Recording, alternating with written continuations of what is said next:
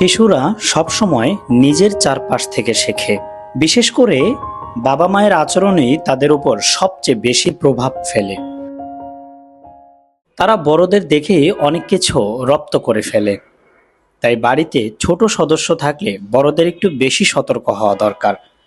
ছোটদের সামনে এমন কিছু করা উচিত নয় যা তাদের মনে ভুল ধারণা তৈরি হতে পারে, যেগুলো অভিভাবকদের এড়িয়ে চলা উচিত। বিশেষ করে যখন শিশুরা আশপাশে থাকে। অন্য শিশুর সঙ্গে তুলনা করা।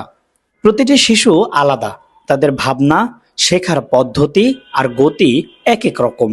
তাই নিজের সন্তানের সঙ্গে অন্য কারো তুলনা করা একেবারেই উচিত নয়। এতে তার আত্মবিশ্বাস কমে যায় এবং মনে চাপ তৈরি হয়।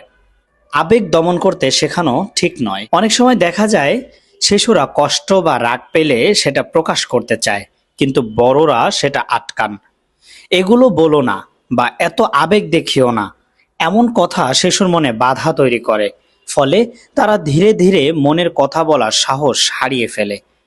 বরং সন্তানের আবেগকে বোঝার চেষ্টা করুন, তাকে ভালোভাবে শুনুন।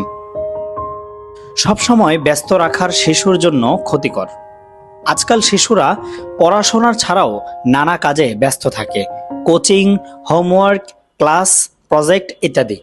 কিন্তু খেলাধুলা, বিশ্রাম বা একান্ত নিজের সময়ও তাদের দরকার। যদি সারাদিন তাকে দৌড়ঝাঁপে ব্যস্ত রাখা হয় তাহলে মানসিকভাবে ক্লান্ত হয়ে পড়বে।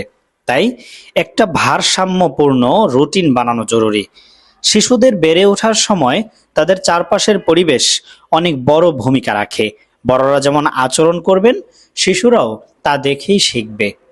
তাই নিজের আচরণে সচেতন হওয়া এবং ছোটদের বুঝে ভালোবাসা দিয়ে বড় করা তোলাই একজন অভিভাবকের আসল দায়িত্ব। Lead news, news desk,